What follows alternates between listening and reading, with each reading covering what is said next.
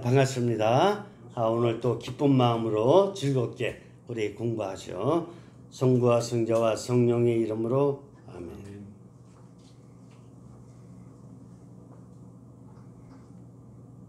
성부와 성자와 성령의 이름으로 아멘. 오늘은 특이한 부분을 오늘 생각해 봐야 됩니다.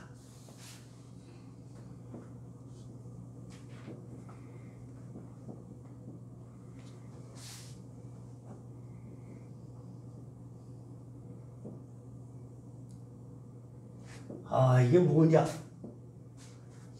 우리가 매일매일 용어를 엄청나게 많이 사용하고 있습니다.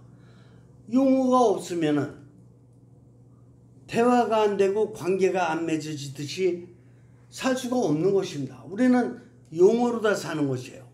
그래서 현대의 아주 유명한 철학자는 얘기했죠. 세상은 언어의 집이라고. 그래, 용어의 집입니다. 맞습니다. 용어를 갖다가 나는 어떤 용어를 쓰느냐. 그런데 이거를 생각해 봐야 됩니다. 인류 역사 300만 년의 역사 중에서 299만 년은 용어가 거의 다 비슷합니다. 왜냐하면 그 당시에는 수렵 채집 시대잖아요. 그러니까 뭐 발전된 게 없어요. 거의 똑같이. 그런데 지금부터 한 10,000년 전부터 해서 구석기 시대 조금 이렇게 돌멩이 좀 갈고 이렇게 하려면은 뭡니까? 용어가 좀 만들어져야 되지 않겠습니까? 게다가 이제 글자라는 것도 생겼고 이렇게 돼서 이제 청동기 시대, 철기 시대도 넘어오면서는 이제 이렇게 불도 사용하게 될 뿐만 아니라 이제 글자도 사용하고 언어가 좀 다양해지지 않겠습니까? 그러다가 기원전 한 3세기, 4세기 정도 이렇게 될 적에는 이제 그리스에서 철학이 활성화되지 않겠습니까? 또 4대 문명이 발생되지 않겠습니까? 전 세계에서. 그러다 보니까 용어가 좀 더 활발해지지 않겠습니까? 그래요. 그렇게 되다가 이제 고대 철학이 지나고 그 다음에 유럽에서 중세시대가 옵니다.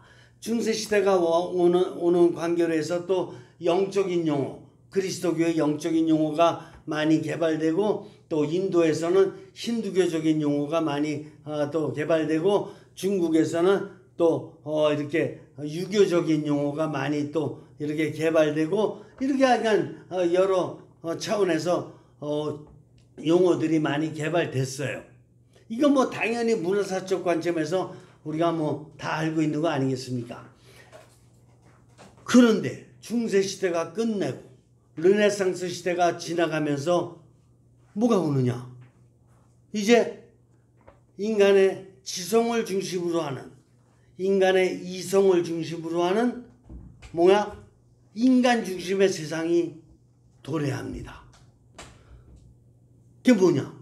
그래서 이때 생기는 것이 이제 인간의 이성을 중심으로 해서 경험주의가 생기고 또 한편은 합리주의가 생기는 것이에요.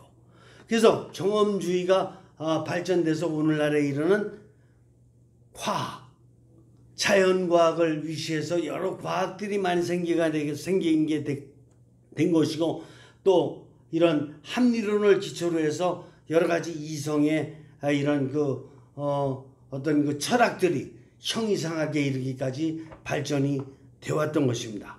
그런데 우리가 사용하는 용어가 인간이 사용하기에 아주 적합한 용어냐, 합당한 용어냐 이런 거를 한번 우리가 점검해 볼 필요가 있습니다. 그래서 우리는 경험론에 입각해서 용어를 갖다 사용해 왔고 합리론에 입각해서 용어를 사용해 왔는데 지금 우리가 사용해야 될 용어는 그걸로 다 만족한가 아니면 더 의미 있는 용어로다가 우리가 창조를 해야 될 것인가 이럴 필요가 있다 이겁니다. 그래서 오늘 그런 점을 갖다 좀 점검하는 시간을 갖겠습니다. 여러분들 많이 들어보셨습니다. 뭐를?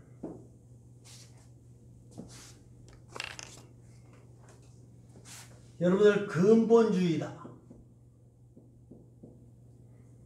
이런 말 들어보셨죠? 네. 근본주의. 근데 이 근본주의라는 말을 뭐로다가 바꿔야 되느냐? 근원주의. 라는 용어로다가 대체합니다. 제가 설명은 조금 이따 드리도록 하겠습니다. 그리고 여러분들 실존적이라는 용어를 들어보셨죠?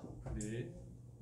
실존적이라는 용어를 형성적 체험으로 바꾸겠습니다. 그 다음에 상황윤리라는 말 들어보셨어요? 네. 다 들어보셨을 거예요. 제가 지금 좌측에 쓰는 용어는 아마 익숙하실 것입니다. 근데 우측에 쓰는 거는 형성적 잠재력. 우측에 쓰는 거는 잘 못 들어보셨을 것이에요. 그 다음에 네 번째, 보수적이라는 말 들어보셨어요? 네. 너무 많이 들어보셨죠? 이거 형성적 기억력. 그 다음에 진보적, 자유주의적, 이런 말 들어보셨습니까? 네. 그렇죠. 이거는 형성적 얘기. 그 다음에 진화라는 말을 안 들어보신 분은 없죠? 이거는 형성 역사.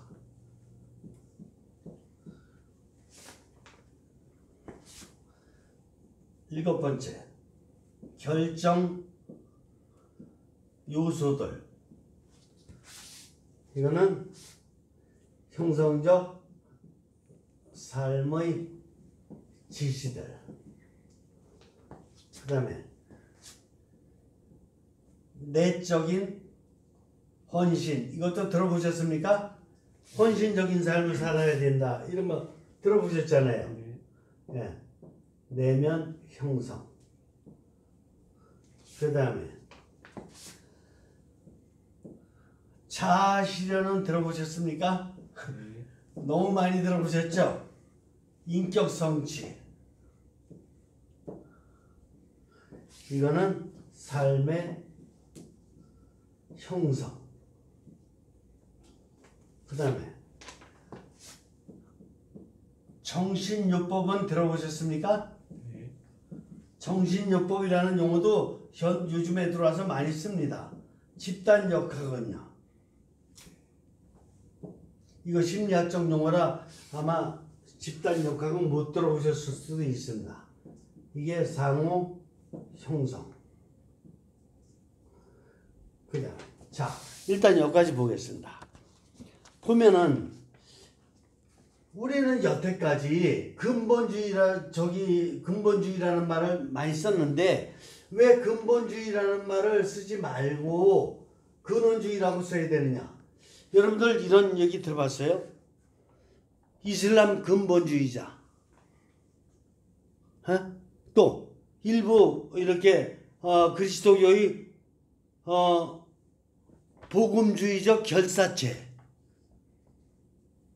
이런 게 다 이렇게 근본주의적인 어떤 삶을 사는 사람들의 특징인데 이걸 듣는 사람 독자들에게 감정적인 저항을 일으켜요.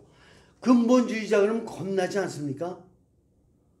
이슬람 근본주의자 그럴 적에 고방 나는 사람 없잖아요. 막 테러도 불리고 하고 그냥 막 이 사람들의 종교 전쟁이라는 것은 아주 그냥 보통 전쟁하고도 다르잖아요. 그러니까 근본주의자라는 말을 이런 지금 왜곡됐기 때문에 좀 안 쓰고 근원주의라고 이렇게 쓰는 게 좋겠다.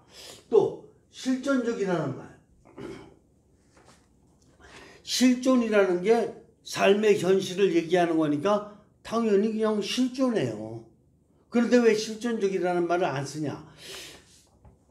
이 철학의 계보를 볼 적에 고대 철학에서부터 오늘날 철학까지 이제 중세 철학을 거쳐서 그 다음에 현상학, 생철학 또 이렇게 오늘날에 있어 이 모든 걸 갖다 합해서 실존주의라고 했는데 실존주의 철학인데 실존주의 철학 중에서 무신론적 실존주의라고 들어보셨을 거예요. 이 무신론적 실존주의가 뭐냐? 1차 세계대전, 2차 세계대전 끝난 다음에 이게 어떻게 인간이 삶을 사는 세상이냐. 이 실존이 이게 어떻게 인간의 삶의 실존이라고 볼 수 있느냐. 서로 전쟁해가지고 그냥 완전히 그냥 전 세계가 1, 2차 세계대전 때 얼마나 큰 고통을 받았습니까. 그러니까 어떻게 이런 가운데 신이 있다고 얘기할 수 있느냐. 그러니까 무신론을 갖다 얘기했던 거 아니겠습니까.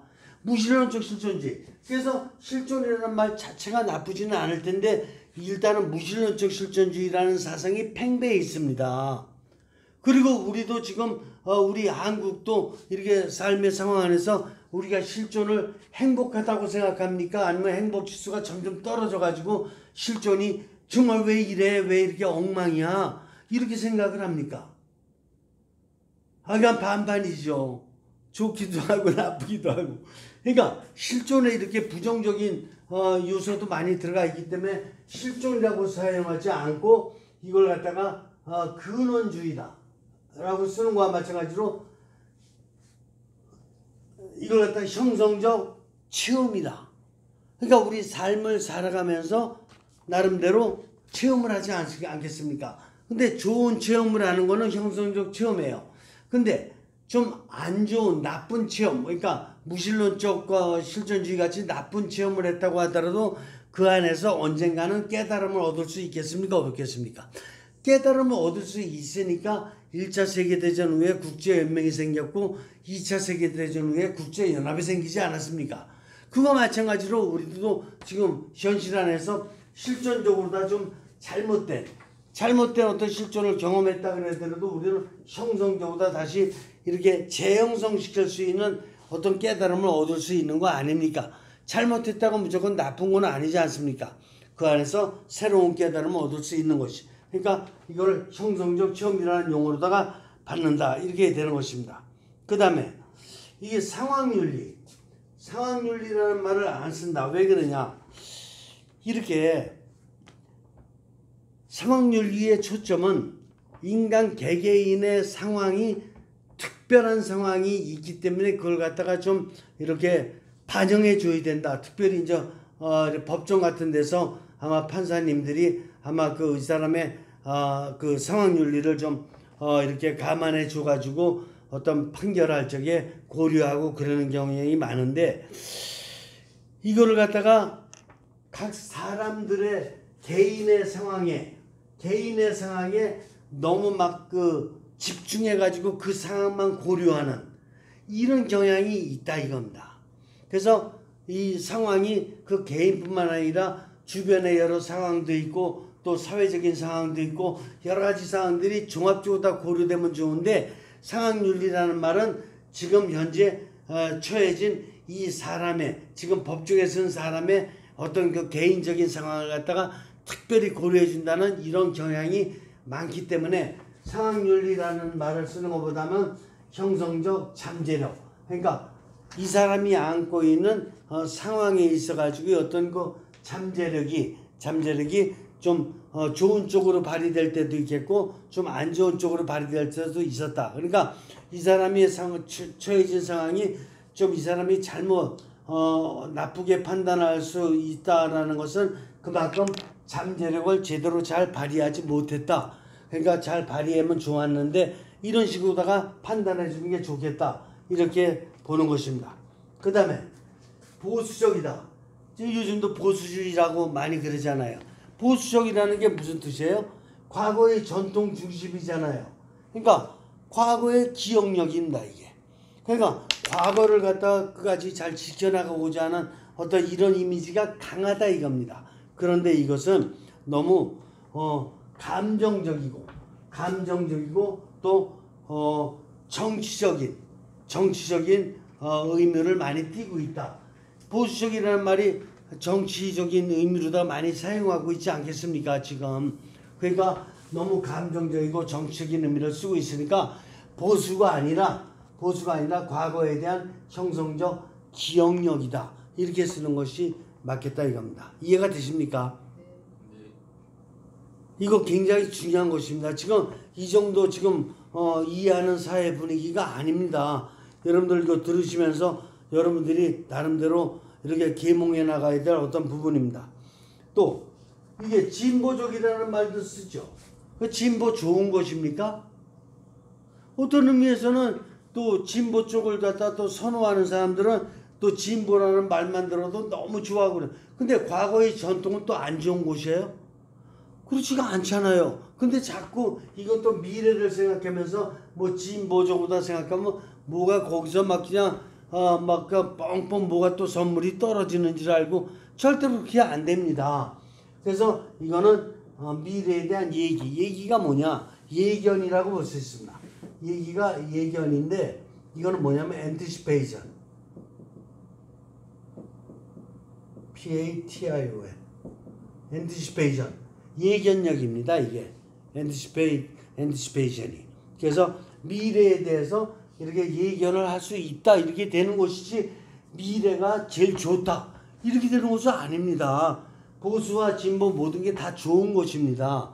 보수도 어떻게 돼요? 보수도 초월해야 되고 진보도 초월해야 됩니다. 그러니까 보수 진보 어떤 게 좋다라는 게 아닌데 지금 정치인들이 쓰다 보니까 완전히 그냥 이쪽 저쪽으로다가 지금 패가 갈라져 가지고 진보 쪽이다 보수 쪽이다 이렇게 나누고 있는 거는 인간을 오히려 패로다가 나눌 뿐이지 별로 크게 유익하지가 않다 이렇게 볼 수가 있겠습니다.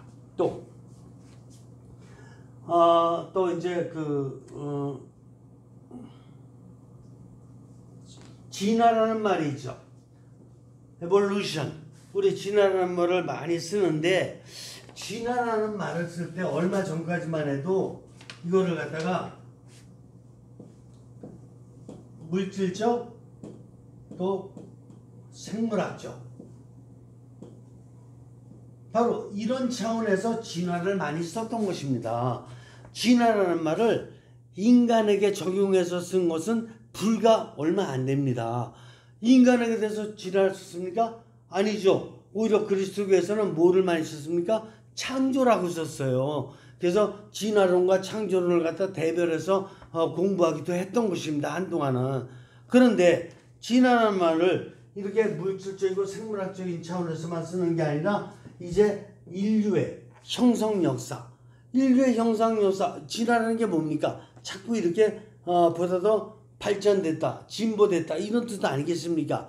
그러니까 생물학적인 차원만 이렇게 진화한 것이 아니라 인류의 역사도 분명히 300만 년 동안 계속해서 진화해 왔습니다. 옛날에 네안데르탈인과 같이 오늘 그런 사람이 어디 있습니까?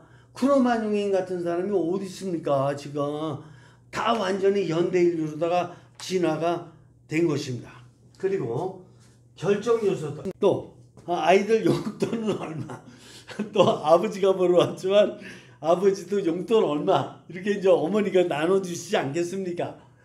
그러면 이걸 갖다 우리 결정 요소들이라고 이렇게 하는 건데 이 결정 요소들이 완전히 결정된 거라 이겁니다. 근데 지내다 보면 아들이 용돈을 좀 더 쓸 수 있겠습니까? 없습니까? 있죠. 또 물가금이 막 올라가다 보니까 생활비가 조금 더 들어갈 수 있겠습니까? 없겠습니까?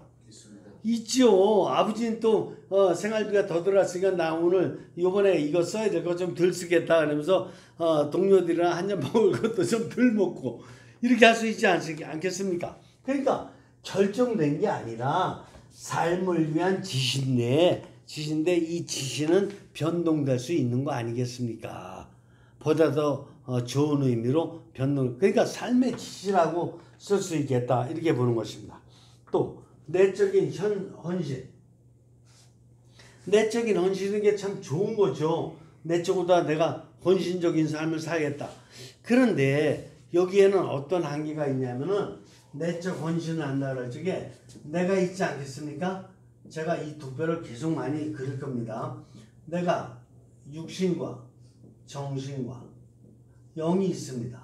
근데 우리가 보통 내적 헌신이라고 할 적에 여기 이제 형성의 장이 있습니다. 이웃과의 관계, 그 다음에 내가 삶을 사는데 직접적인 상황, 또 넓은 차원의 세계 이런 것이 역동적인 다이내믹을 위해서 다이내믹을 통해서 이렇게 내 삶이 형성되는 건데 내적 헌신이라는 용어를 쓸 적에 우리는 보통 어디에다 초점을 맞춰서 썼냐면은 내 정신이 결정된 거를 내가 육신이 행동했다 이겁니다. 이거를 내적 헌신이라고 얘기를 했던 것입니다. 그런데 내가 육신과 정신만 있습니까? 아니면 이게 동양적으로다가는 마음이요, 서양적으로다가는 영인데 내가 마음도 있습니까? 없습니까?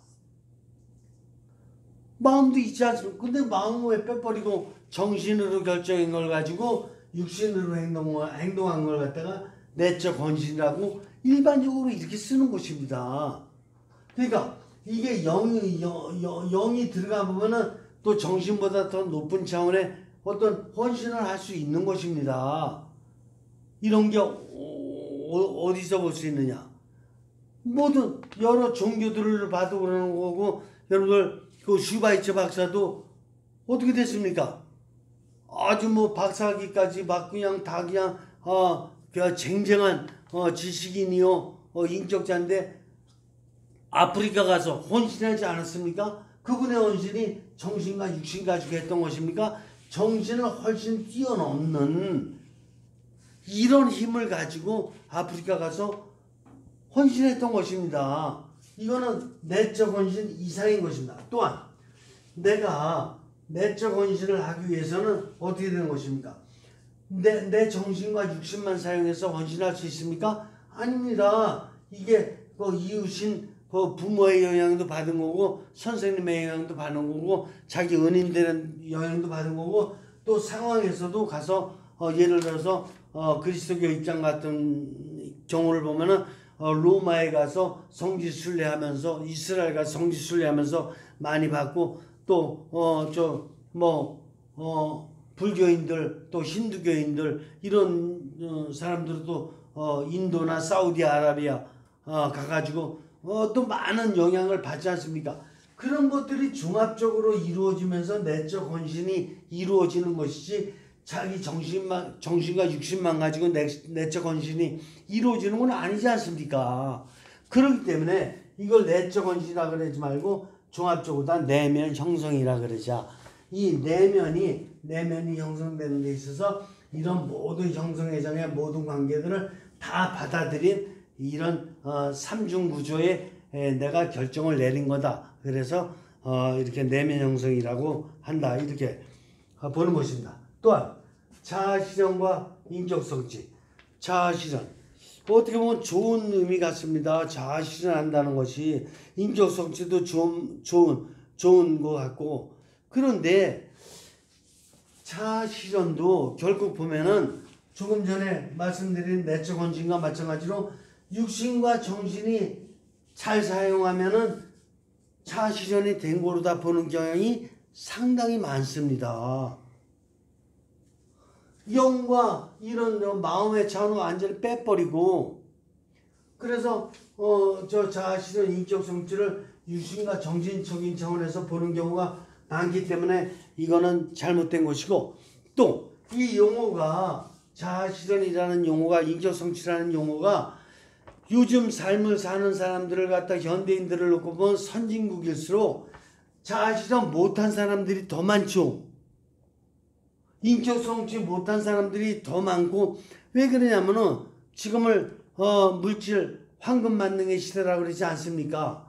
그러니까 너무나도 이런 그 물질 만능, 또 이렇게 그 성공 출세주의에 빠지다 보니까 인격 성취가 중요한 게 아니고 자아실현이 중요한 게 아니고 얼마만큼 내가 부와 권력과 성공을 성취했느냐, 이런 걸로다가 자기의 밸류를 따지지 않습니까? 그러니까 이거 자아실현을 뭐라고 얘기를 합니까? 비자아실현, 비인격 성취, 이렇게 얘기하는 게 더 많으니까 이제 이런 용어는 맞지가 않습니다. 심지어 어떤 그 문학인은 자아를 잃어버린 현대인이다, 이런 책까지 쓰지 않았습니까? 그러니까 자아실현과 인격성취라는 말보다는 부정적인 의미가 더 많이 사용되고 있으니 이런 거 쓰지 말고 삶의 형성을 해나가는 과정이 있다. 그런데 아직까지 자아실현도 못했고 또 인격 성취도 못했지만 어쨌든 삶의 형성을 자꾸 이렇게 완성을 향해서 나아가고 있다. 이런 용어로 다 쓰는 게 맞지 않느냐 이렇게 생각을 하는 것입니다. 또한 요즘 마지막으로 요즘에 심리학적인 용어로다가 정신요법과 집단역학이라는 용어를 많이 씁니다. 이런 용어를 쓰는데 정신요법과 집단역학 이것도 나와 이 내담자 이웃과의 관계에 있어서 이제 정신요법 어떤 방법을 쓰고 또 집단 상담이라든가 집단 치료라든가 이런 걸 해주는 방법을 다 쓰는 건데 나와 이웃과의 관계에서 쓰는 이런 정신요법 집단역학의 그 방법론을 들어가서 보면은 이게 육신과 정신적인 차원에서 이루어집니다. 그래서 심리학적 모든 심리치료나 상담요법이 다 육신과 정신적인 차원에 거의 99%가 이루어지고 있고 아주 최근에 포스트 모더니즘 들어와 봐야 이제 조금 이거 말고 육신과 정신 말고 이런 영적인 차원 마음의 차원에도 조금 우리가 귀를 기울여야 되지 않느냐 이런 기운이 지금 인제서 조금 수산하고 있는 것입니다.